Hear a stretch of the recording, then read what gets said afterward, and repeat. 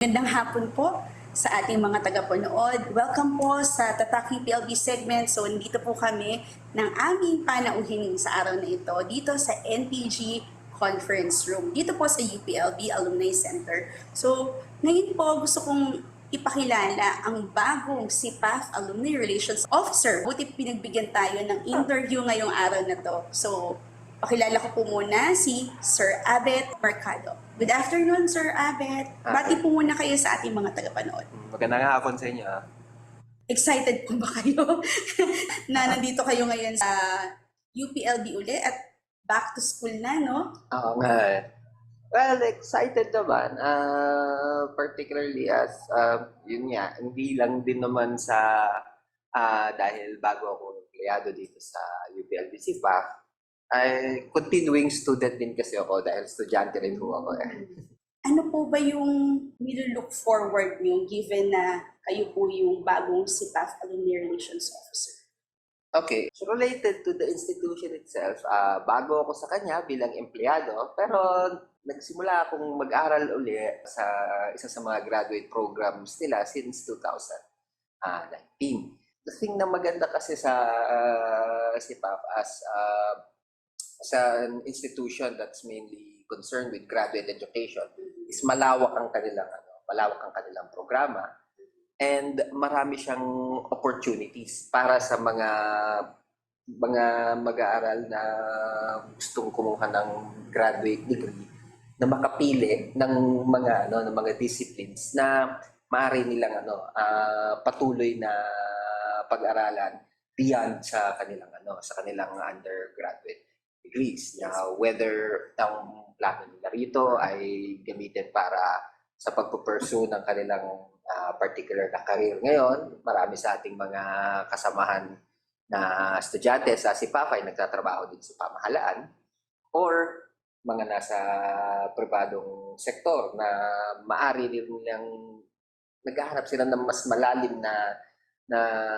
pagkakaintindi sa mga konsepto, particularly sa mga konsepto ng governance at saka social science in general na mas malalim compared sa kanilang mga undergraduate degrees. Marami ka rin makikita dito. So, ang napansin ko sa kanya is very malawak ang mga courses and makikita mo rin sa lawak din ng mga types ng estudyante na makikilala mo. Pwede po ba namin malaman kung ano yung course na kinuha niyo po sa CPAF? Ang kinukuha ko ngayon ay ang kanilang PhD program para sa development studies. Yung previous work niyo po, sa tingin niyo po, paano po yun makakatulong sa inyong magiging task as an alumni relations officer? Okay, I've not always been with the academe. So most of my work talaga has been in corporate. So mahigit 20 years. Din yon on in different levels of management. I guess ang kaya kong dalhin to the ARO position will be, well, hopefully, may magamit ako sa the organizational stuff na makukuha mo from working in such an environment for quite a while. Having said that, there's still always a lot to learn. So, think about the ARO position that's interesting is yun nga kasi malamang you're going to be getting into contact with alumni that as I just said, they have a breadth of disciplines, particular experiences. Of course, being a student and a teacher myself, interested in the fields in more applied social science research as well as some form of theoretical research, it's good to catch up kasi with our alumni who are still engaged in those things, particularly mga gumraduate ng PhD kasi you can expect that a lot of them will probably still be in some form of academic work. So catching up and getting a feel about the type of research, the type of endeavors that our graduates are engaging in is always worthwhile. Tingin niyo po ano po yung pinaka-challenge as an alumni relations officer sa inyo? Well, the thing about management here in the academe that's very different kasi from management in the corporate sector is a lot of these positions, di ba, are handed out to academic staff, faculty, most of the time. The thing with that is that nung nag-apply ang faculty dito, ang in-applyan nila is basically the academic teaching research position. So there's the kind of management na meron din is more like a management by peer type instead of a management by strict hierarchy. I.e., yung unlike sa public, unlike sa corporate, whether private or public yan, pag nag-apply ka ng manager ng isa, yun talaga ang trabaho mo. So, it shouldn't be surprising na, of course, may balancing act na gagawin pagdating dito in prioritizing which comes first, the alumni relations staff or the academic staff or the admin staff. And all of those things they're all important in their own ways, and it is what it is. That's the kind of structure of academic management, I guess, that's very different from corporate. The people who want to come here should just have to learn to live with. That doesn't mean it has to be chaotically managed. There is a way to rationally allocate our time, allocate our resources towards all of these tasks. So in that sense, the way I want to approach this is kailangan talaga lang tayo. We have to have some very reasonable lead times for things to happen. Kasi nga, the way it's structured is, personally, maninibago talaga ako because it's really different. It's not like in corporate na, okay, you applied for this is your position. Yeah.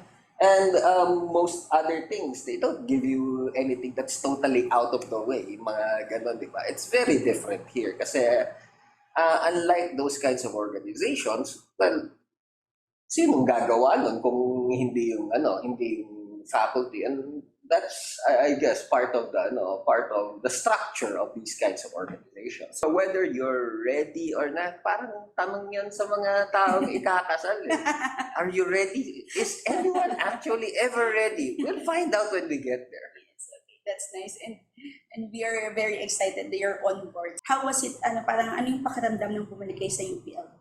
It was great. It was for me kasi it was a conscious decision to come back here after working in corporate. One, I just didn't want to work in that environment. By environment, I mean Metro Manila. It's just really difficult traveling there every day, which was my routine back in the day. So coming back here, I wanted to stay close to my family. That's I guess my biggest motivation. But over the course of the few years since I left corporate, I got this. I wouldn't call it a rekindling of a passion or something like that, but more of a curious interest that turned into something a little more serious, which is why I'm pursuing a graduate degree. So habang nandiyan ka na rin lang, might as well try for the faculty position here, which fortunately they awarded to me, something I hope to repay their faith with. So yun, that's it started basically as from a change of scenery. I mean, Metro Manila for somebody my age, medyo hirap na. And I really wanted. I've always loved Los Baños. I mean, I've been here. I first came here as a 13-year-old when I went to high school here.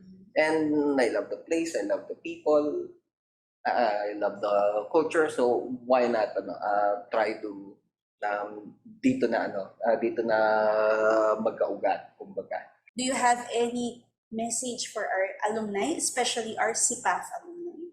Okay, the way I guess I just try to impart the things that I try to impart to my own students. This is graduate school. The thing about the things we learn here, the idea that you have to be learning stuff that are more advanced than your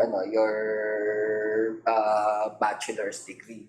The idea is that what we learned from graduate school, these theories, these deeper types of ideas, these are tools of thinking. Many will say na, no, when you're a professional, what you should be trying to learn is to be more adept at doing stuff. While going back to school at that point should equip you with thinking stuff. My message to our graduate alumni is never forget that, because let's be honest, all forms of human activity are mediated by thought. You have to be thinking. Huwag niyong kalimutan yung thinking tools na nabitbit natin from the theories, from the books, all of those readings. Those things have value. Those things were not put there to make your life hell on earth while you were here. That's not the point. The knowledge there, the way to think through them, that should be an essential part of what we are as we went through these higher institutions of education. Bitin natin yon, and remember to always look back at that and think of them as thinking tools. Let's not, of course, the experiences that we had, nahirapan ako dito, nag-aral ako ng gabi, nagpursige ako ng ganito para madala yung thesis and all of that.